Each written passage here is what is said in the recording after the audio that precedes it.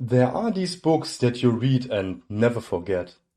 For me, Clean Code by Robert C. Martin is one of these. It totally changed the way I think of code, and it catapulted my software developer career to the next level. Clean Code is a book that I strongly recommend to every serious software developer and those who want to become.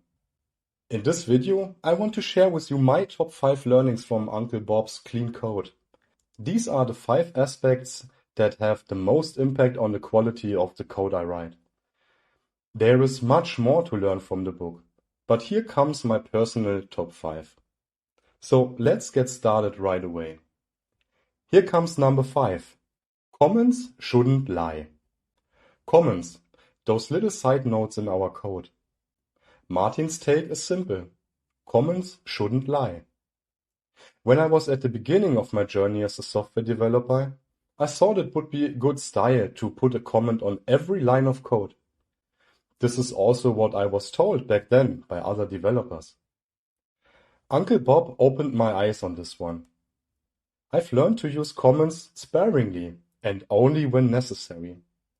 When I do, it's like a conversation with my future self or a teammate, pointing out and explaining unexpected things in my code. Next up is number 4. Functions should do one thing. Now, this might sound basic, but it's a game changer. I've started embracing small, focused functions that handle one task and one task only. It's like breaking down a big puzzle into bite-sized pieces. Not only does it make my code cleaner, but it makes debugging feel less like hunting for a needle in a haystack. It goes hand in hand with Uncle Bob's principle of least surprise. Everything in the code should do pretty much what you'd expect it to do. This also means removing unexpected side effects from functions. Having functions do only one thing also immensely simplifies the next aspect. Number 3 goes to meaningful names. This one had a huge impact on the code I write.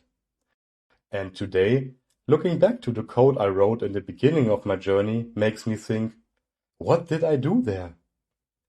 I used to give classes, functions, and variables very short and cryptic names.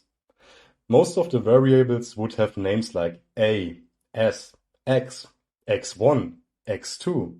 You get the drift. Coming back to this code sometime later, and I wouldn't understand what I wrote there. Now I use names that tell a story. Names that make my code read like a well-written novel. I found that when I use clear, descriptive names, it's not just about making my code understandable to others. It's like leaving breadcrumbs for my future self.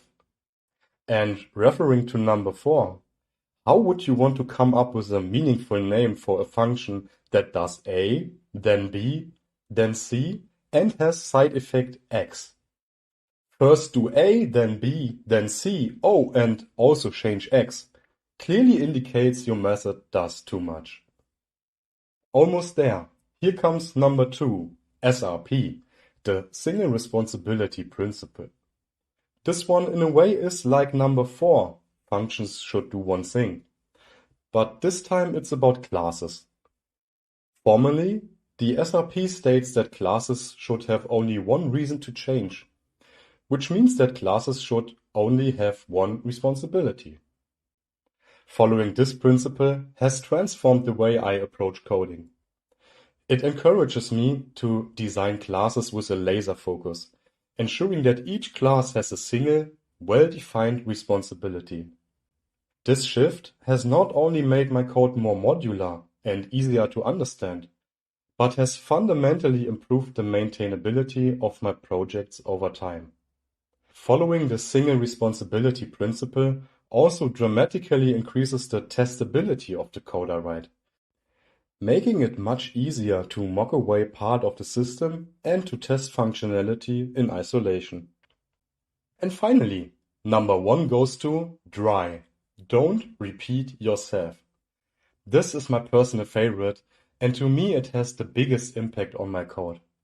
When I started programming, I used to copy and paste a lot. Like, really a lot. If I wanted to print the same string in 5 different functions, I would copy and paste that print statement into these 5 functions.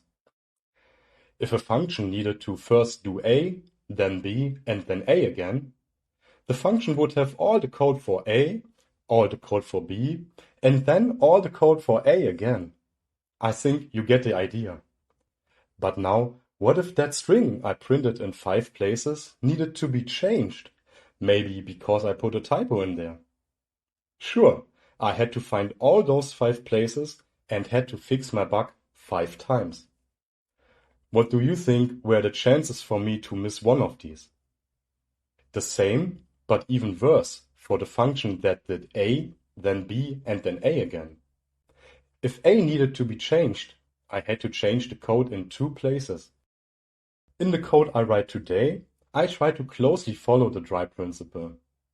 And so that string would be a constant, or the whole printing would be a function. A and B would of course be functions. And if the string or the function A need to be changed, I only need to do it in one place. There is no chance for me to forget one place. Following the dry principle leads to higher reusability of code. And your codebase will be much easier to maintain. Your team and your future self will thank you. And there you have it, my take on the essence of clean code according to Robert C. Martin, and which aspects had the biggest impact on my coding. I try to not preach a coding gospel, but to share with you how I and my code benefited from clean code. If you haven't read the book yet, I strongly recommend you do so. To make it simple for you, I put a link in the description. What do you think of the aspects I chose? Do you agree with them, or do you have strong objections? Would you choose different aspects from the book? Let me know your thoughts in the comments. And as usual, if you found this video useful, please like and subscribe to get more exciting content on software development for professionals. Good luck on your journey to become a more professional software developer, and I'll see you in the next video.